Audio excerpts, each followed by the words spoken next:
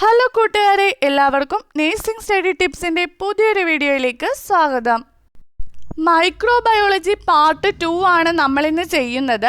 Part 1 നാം unit 1ഉം unit 2ഉം complete ചെയ്തിരുന്നു. ഇന്ന് പാർട്ട് 2 നാം യൂണിറ്റ് 3, യൂണിറ്റ് 4, യൂണിറ്റ് 5 ആണ് നോക്കുന്നത്. ഇതുവഴി മൈക്രോബയോളജി ഫുൾ പോർഷൻ കംപ്ലീറ്റ് ആകുന്നതാണ്. അപ്പോൾ പാർട്ട് 1 കാണാത്തവരാണെങ്കിൽ തീർച്ചയായും നിങ്ങൾ കണ്ടിട്ട് വരിക. ലിങ്ക് ഞാൻ ഡിസ്ക്രിപ്ഷൻ ബോക്സിൽ ഷെയർ ചെയ്യുന്നതാണ്.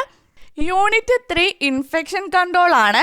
ഇതിൽ ഷോർട്ട് നോട്ട്സ് ആയിട്ട് ചോദിക്കാൻ സാധ്യതയുള്ളത് autoclave, hospital infection control committee, different sources of infection, chemical disinfectants, standard precautions, nosocomial infections, modes of transmission of infections, dry heat methods of sterilisation, biomedical waste management, hot air oven, autoclave, barrier nursing, universal precautions. ഇതിൽ നിങ്ങളാണെങ്കിൽ ഓട്ടോക്ലേവും അതുകൊണ്ട് തന്നെ dry heat methods of സ്റ്റെറിലൈസേഷനും ഒക്കെ important ആണ്. അത് ഒരിക്കലും വിടല്ല. പിന്നെ നോസോകോമിയൽ ഇൻഫെക്ഷൻസ് അതും പ്രത്യേകം നോക്കേണ്ടതാണ്. ഹോട്ട് എയർ ഓവൻ, ഓട്ടോക്ലേവ്, അതുകൊണ്ട് തന്നെ ബയോമെഡിക്കൽ വേസ്റ്റ് മാനേജ്മെൻറ്റ് ഇതൊക്കെ ഇമ്പോർട്ടൻ്റ് ആണ്. ഈ എടുത്ത് പറഞ്ഞത് ഒരിക്കലും നിങ്ങൾ സ്കിപ്പ് ചെയ്യാതെ പഠിക്കേണ്ടതാണ്. ഉറപ്പായിട്ടും നമുക്ക് മാർക്ക് സ്കോർ ചെയ്യാൻ പറ്റും. അടുത്തത് ആൻസർ ബ്രീഫ്ലി ആണ്. ആൻസർ ബ്രീഫ്ലി കൊണ്ട് ഞാൻ ഉദ്ദേശിക്കുന്നത് ഈ ഹെഡിങ് പറയുമ്പോൾ അതിൻ്റെ അടിയിൽ 2-3 സെൻറ്റൻസ് എഴുതാൻ പറ്റുന്ന രീതിയിൽ നിങ്ങളൊന്ന് പഠിച്ചു വെക്കുക. 1-2 മാർക്കിനൊക്കെ ചോദിക്കുന്നത് എന്താണ് ക്യാരിയേഴ്സ്, 4 യൂണിവേഴ്സൽ പ്രിക്വേഷൻ മെത്തേഡ്സ്, അതുകൊണ്ട് തന്നെ ഗേഷ്യസ് ഡിസിൻഫെക്റ്റൻസ്, ഫെമിഗേഷൻ എന്താണ്, ഡ്രോപ്ലെറ്റ് പ്രിക്വേഷൻസ് എന്താണ്, അതുകൊണ്ട് തന്നെ ബയോളജിക്കൽ വെക്ടേഴ്സ് എന്താണ്, അതിൻ്റെ എക്സാമ്പിൾസ് ഒക്കെ അറിയാവോ, അതുകൊണ്ട് തന്നെ ഹോസ്റ്റ് എന്താണ്, ഹോസ്റ്റ് കൊണ്ട് ഉദ്ദേശിക്കുന്നത് എന്താണ്, ഇതൊക്കെ 1-2 വരിയിലൊന്ന് പഠിച്ചു വെക്കുക. ഈ ചാപ്റ്ററിൽ നിന്ന് ഡിഫറൻഷ്യേറ്റ് ചെയ്യുക എന്ന ക്വസ്റ്റ്യൻ ചോദിക്കാൻ ചാൻസ് ഉള്ളത് അഗ്ലൂട്ടിനേഷനും അതുകൊണ്ട് തന്നെ പ്രസിപ്പിറ്റേഷനും തമ്മിലുള്ള വ്യത്യാസം ചോദിക്കാം. പിന്നെ ഡ്രൈ ഹീറ്റും മോയിസ്റ്റ് ഹീറ്റും തമ്മിലുള്ള ഡിഫറൻഷ്യേറ്റ് ചോദിക്കാം. എസ്സേ ടൈപ്പിൽ നിങ്ങൾ നോക്കേണ്ടത് ബയോമെഡിക്കൽ വേസ്റ്റ് മാനേജ്മെൻറ്റ്, അത് ഒരു എസ്സേ ആയിട്ട് എഴുതാൻ തന്നെ നിങ്ങൾ പഠിച്ചിരിക്കണം. അതുകൊണ്ട് തന്നെ ഹോസ്പിറ്റൽ അക്വയർഡ് ഇൻഫെക്ഷൻ അല്ലെങ്കിൽ നോസോകോമിയൽ ഇൻഫെക്ഷൻസ് അതും ഒരു എസ്സേ ടൈപ്പ് ചോദിക്കാൻ ചാൻസ് ഉള്ള ക്വസ്റ്റ്യൻ ആണ്. പിന്നെ എന്താണ് disinfectants, bacteria causing UTI, sterilisation methods, അതിൻ്റെ ടൈപ്സ്, ഓട്ടോക്ലേവ്, ഇതൊക്കെയാണ് എസ്സേ ടൈപ്പായിട്ട് നിങ്ങൾ പഠിച്ചിരിക്കേണ്ടത്. ഇൻഫെക്ഷൻ കൺട്രോളിൽ ഏറ്റവും ഇമ്പോർട്ടൻ്റ് ആയിട്ട് നോക്കേണ്ടത് സ്റ്റെറിലൈസേഷൻ ഫുള്ള് പഠിക്കണം. അതുകൊണ്ട് തന്നെ ബയോമെഡിക്കൽ വേസ്റ്റ് മാനേജ്മെൻറ്റ് ഫുള്ള് പഠിക്കണം. ഹോട്ട് എയർ ഓവൻ നോക്കണം, ഓട്ടോക്ലേവ് നോക്കണം, UTI നോക്കണം. ഇതൊക്കെ വെരി ഇമ്പോർട്ടൻ്റ് ആണ്. റിപ്പീറ്റഡ് ആയിട്ടുള്ള ക്വസ്റ്റ്യൻസും ആണ്. Unit 4 pathogenic organisms. അതിൽ ബാക്ടീരിയോളജി, വൈറോളജി, മൈക്കോളജി, പാരസിറ്റോളജി ഇങ്ങനെ 4 തിരിച്ചിട്ടുണ്ട്. ഇത് വളരെ ടഫായിട്ടുള്ള ചാപ്റ്ററാണ്. അപ്പോൾ ഈ ചാപ്റ്റർ എങ്ങനെ ഈസി ആയിട്ട് പഠിക്കാമെന്ന് നമുക്ക് നോക്കാം.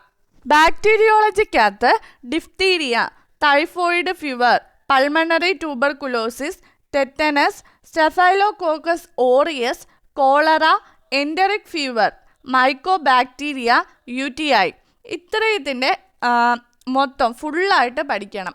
അടുത്തത് ഷോർട്ട് നോട്ട്സ് ആണ്. ഷോർട്ട് നോട്ട്സിൽ lab diagnosis of cholera, swine flu, leptospirosis, anthrax, E coli, bacillary dysentery, lab diagnosis of gas gangrene, meningococcal meningitis, plague, pneumococcal pneumonia ഇത്രയും കാര്യങ്ങൾ നോക്കണം.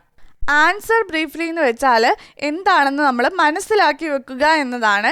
അതിനെക്കുറിച്ച് ചോദിച്ചാൽ 1-2 സെൻറ്റൻസിൽ എഴുതാൻ പറ്റണം. ആ രീതിയിൽ നാം പഠിച്ചു വെക്കുക എന്നതാണ്. അപ്പോൾ അതിൽ ഒന്നാമത്തത് streptococcal infections, Mantoux test, botulism, gram negative ബാസിലൈ, gonorrhoea, diphtheria, Widal test, bacteria causing food poisoning, VDRL ഇത്രയുമാണ്. ഇതിൽ ഡിഫറൻഷ്യേറ്റ് ചെയ്യുക എന്നുള്ളതിൽ എക്സോടോക്സിൻ ആൻഡ് എൻഡോടോക്സിൻസ് അതിൻ്റെ ഡിഫറൻഷ്യേറ്റ് നോക്കണം. അടുത്ത പാർട്ട് വൈറോളജിയാണ്. അതിൽ HIV infection, rabies virus, dengue fever, hepatitis B and polio ഇത്രയും കാര്യങ്ങൾ നോക്കണം. ഷോർട്ട് നോട്ടിനകത്ത് റുബല്ല മീസൽസ് ഇത് നോക്കണം. ആൻസർ ബ്രീഫ്ലിയിൽ Japanese encephalitis, Kyasanur forest disease, zoonotic disease, arbo viral diseases prevalent in India, ഇത്രയും കാര്യങ്ങൾ നോക്കണം. അടുത്തത് ഡിഫറൻഷ്യേറ്റ് ചെയ്യുക എന്നതാണ്. അതിൽ ഓറൽ പോളിയോ വാക്സിനും ഇഞ്ചെക്റ്റബിൾ പോളിയോ വാക്സിനും തമ്മിലുള്ള വ്യത്യാസം പഠിക്കണം. മൈക്കോളജിയാണ് അടുത്തത് പറയുന്നത്. അതിൽ candidiasis, dermatophytosis, taenia solium, cryptococcosis, candida albicans, superficial mycoses, ഇതൊക്കെ നോക്കണം, ഇതൊക്കെ പഠിക്കണം, ഇമ്പോർട്ടൻ്റ് ആണ്. Answer briefly dimorphic fungi, opportunistic fungal infections. അടുത്തത് പാരാസൈറ്റോളജിയാണ്. അതിൽ plasmodium falciparum, malaria, plasmodium vivax, ഇതിനെക്കുറിച്ച് കംപ്ലീറ്റ് ആയിട്ട് അറിഞ്ഞിരിക്കണം. Enterobius vermicularis, hookworm infections, microfilaria, enteric fever, ascaris lumbricoides. Answer briefly trichomonas vaginalis, microfilaria, intestinal nematodes, vector borne infections. Differentiate ചെയ്യുക എന്നതിൽ plasmodium vivax and plasmodium falciparum, ഇത് തമ്മിലുള്ള വ്യത്യാസം പഠിക്കണം. Unit 5 immunity. ഇതിൽ എസ്സേ ക്വസ്റ്റ്യൻസ് ആയിട്ട് വരാൻ ചാൻസ് ഉള്ളത് ഹൈപ്പർ സെൻസിറ്റിവിറ്റിയും ഇമ്മ്യൂണിറ്റിയും ആണ്.